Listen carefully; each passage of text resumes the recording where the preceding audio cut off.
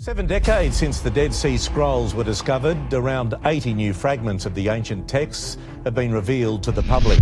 Fragments of a biblical scroll, along with other relics, have been found in desert caves in Israel. Deep inside the ruins of a synagogue near the Dead Sea, archaeologists found a scroll so badly burned it looked like a lump of charcoal. It cracked at the slightest touch. Tiny flakes fell away whenever anyone tried to move it. No one could open it. No one could read it. For more than 40 years, not a single letter could be recovered. Then, researchers did something that once sounded impossible. They scanned the scroll, rebuilt it inside a computer, and read the writing without ever unrolling it. And what they found inside did more than recover a lost text. That is unbelievable. All that writing is preserved under there. It's like a magic trick. This is the only fragment that we have from Genesis. It suggested that part of the biblical text had remained unchanged far earlier than many scholars expected. So these are new pieces of the puzzle, and we can add them to our greater picture of the period and of the text. And even though these pieces are small, they did give us some new information that we did not know before. The story begins at Ein Gedi, a small oasis on the western side of the Dead Sea. In antiquity, Ein Gedi was famous for its fresh springs, palm trees, terrace fields, and especially its valuable balsam plants, prized for perfume and medicine. Ancient writers like Josephus and Pliny the Elder described it as a place rich in date palms and valuable balsam. Over time, this oasis became a real town, with homes, workshops, and a synagogue at its center. By the time archaeologists arrived in the early 1970s, that synagogue was already a ruin, but enough remained to show what it had once been. Stone walls still marked the prayer hall. The floor preserved parts of a vivid mosaic carpet with Hebrew and Aramaic inscriptions, a list of names, and even a warning not to reveal the secret of the town to outsiders, likely a reference to the recipe for the balsam oil that helped make Ein Gedi wealthy. For the people who worshipped there, this synagogue had once been the center of community life. It was where they prayed, heard the Torah, and held on to their identity through changing rulers. The site itself had first been discovered by accident when members of the modern kibbutz at Ein Gedi were laying a water pipe and struck ancient walls. Formal excavations followed. Archaeologists found that the synagogue had passed through several building phases, beginning as a simpler hall and later becoming a larger basilica-style structure with decorative mosaics, a raised reading platform, and a sacred niche on the western side. That niche was the Ark, the holiest place in the building, the place where Torah scrolls were kept. In May 1970, archaeologists opened it. What they expected were damaged scroll remains. What they found looked more like burned wood. Inside the Ark and on the nearby floor were blackened masses, crushed and glossy from fire. But their shape, their position, and the way the layers curled inward pointed to one conclusion. These were Torah scrolls, handwritten copies of the first 5 books of the Hebrew Bible, once read aloud to the people of Ein Gedi. But finding the scroll was only the beginning. The real mystery was whether anyone would ever read it. A scroll sealed by fire. The synagogue belonged to the later Roman and Byzantine periods. It was likely built around the 3rd century CE and remained in use until the village was destroyed by fire in the 6th or early 7th century. Burned roof beams, ash across the floor, and structural collapse all pointed to the same ending. Something violent happened here. And it happened fast. Who caused that destruction is still debated. Some scholars connect it to a campaign by the Byzantine Emperor Justinian against Jewish communities. Others suggest a Bedouin raid before the later Persian invasion. But whatever the cause, once the flames reached the Ark, the parchment and ink baked, collapsed, and fused into a brittle carbonized mass. The Ark held more than scrolls. Archaeologists also found oil lamps, silver pendants, coins, glass fragments, and even bones from kosher animals that may have come from communal meals. These were the remains of an active synagogue, not a ceremonial shell. Then came the hardest decision. In the 1970s, Conservation science could not safely open something this fragile. If researchers tried to unroll the scroll by hand, they would almost certainly destroy it. If they left it sealed, the object might survive, but its contents would remain unknown. They chose preservation over sacrifice. The largest burned lump was carefully lifted, supported so it would not collapse under its own weight, and sent to the Israel Antiquities Authority. There it was catalogued, placed in climate-controlled storage, and left untouched inside its charcoal shell.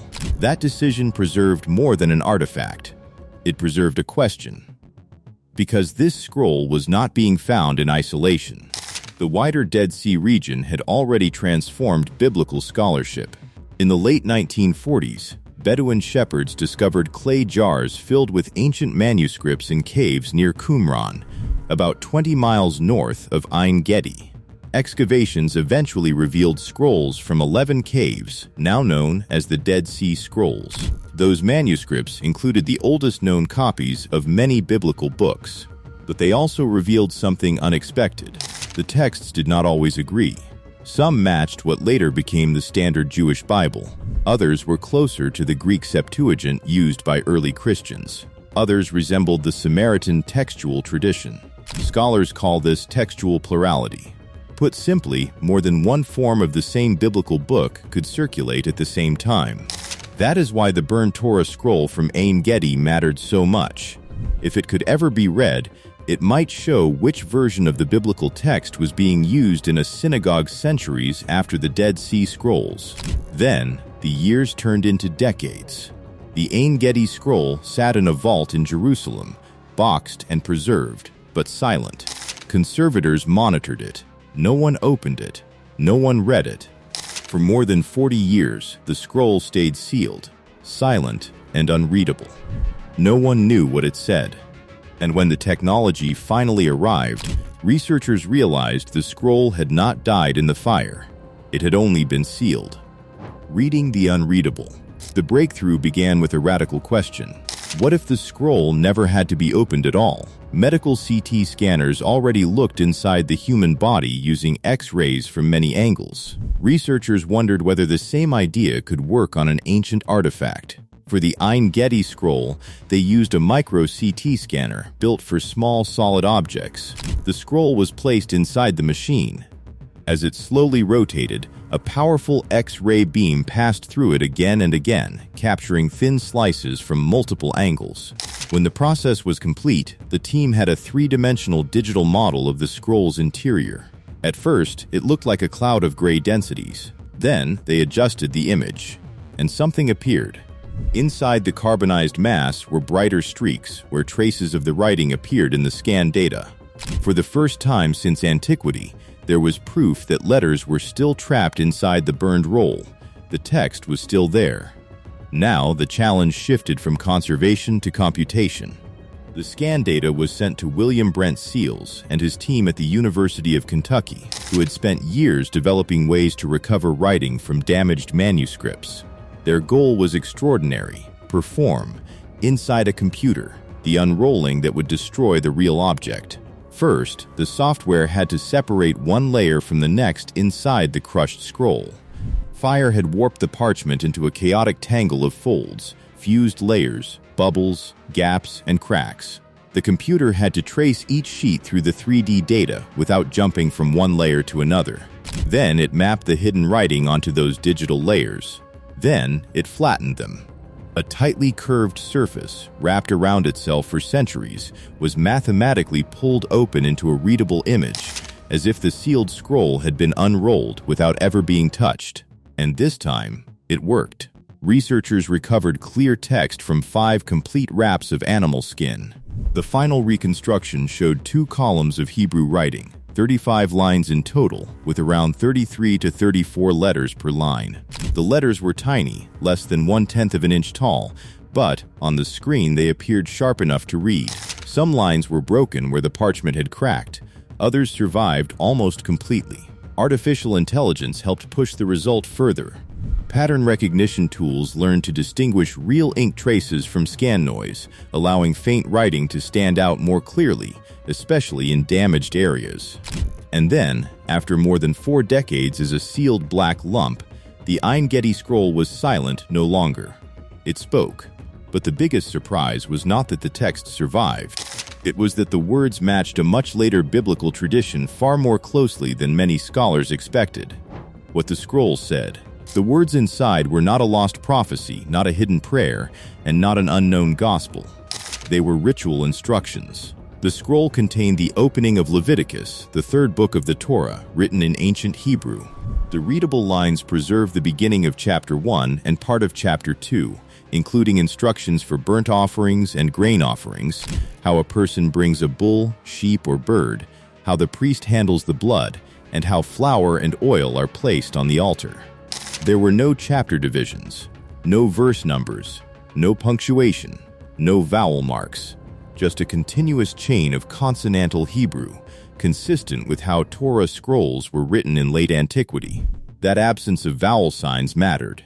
The written system used to mark Hebrew vowels was added centuries later, around the early Middle Ages. So a scroll written only with consonants is almost certainly older than the 9th century CE, even before scientific testing. Then came the dating. Radiocarbon analysis at the Weizmann Institute in Israel pointed to the 3rd or 4th century CE. Paleographic analysis based on the letter shapes produced debate. Ada Yardeni argued that the handwriting looked earlier, perhaps from the later 1st century CE or the beginning of the 2nd. Drew Longacay argued that the forms could still fit the radiocarbon range once gaps in the handwriting record were taken into account. So the exact date remains a range, not a fixed year. But the larger conclusion is clear. This scroll was copied centuries before the great medieval Torah manuscripts that later became the basis for most printed Hebrew Bibles, and only a few centuries after the last of the Dead Sea Scrolls. That is what made the next result so important. Before the Ein Gedi scroll was read, many scholars expected that a Leviticus manuscript from this period would show at least some variation from the standard medieval Hebrew text. The Dead Sea Scrolls had already shown that multiple textual traditions once existed side by side. Many expected differences in wording, ordering, or phrasing. Instead, the recovered lines revealed something astonishing. When Emmanuel Tove and other specialists compared the Ein Gedi text with the Masoretic text, the standard traditional Hebrew text preserved in medieval manuscripts, the surviving lines matched even in their letters and paragraph breaks. Later reports also noted that the scroll preserved the same spacing patterns used to mark new sections, matching key Masoretic codices. For this section of Leviticus, the text appears to have been fixed much earlier than many scholars assumed. That was the real shock. A scroll burned in late antiquity was preserving wording that matched the much later Masoretic tradition. For scholars studying how the biblical text took shape, that had major implications, and that discovery opened a door. If a carbonized Torah from a synagogue ark could be read without being opened, how many other blackened manuscripts might still hold recoverable writing? That question is already reshaping the study of the ancient world.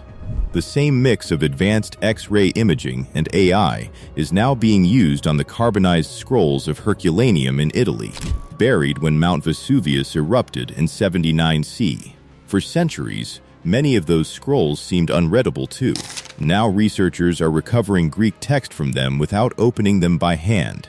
In other words, the Ein Gedi scroll proved something extraordinary. A burned scroll no one could open for more than 40 years could still be read. And when it was, it didn't just recover lost words. It forced scholars to rethink how early this biblical text may already have been fixed. Silence, even after centuries, is not always the end. For more than 40 years, the scroll from Ein Gedi waited in darkness. Then, technology reached through the charcoal, through the crushed layers, through the silence, and the letters were still there. If you enjoyed this story, like the video, comment below, and subscribe for more cinematic documentaries and unbelievable discoveries. Then check out the next video on screen.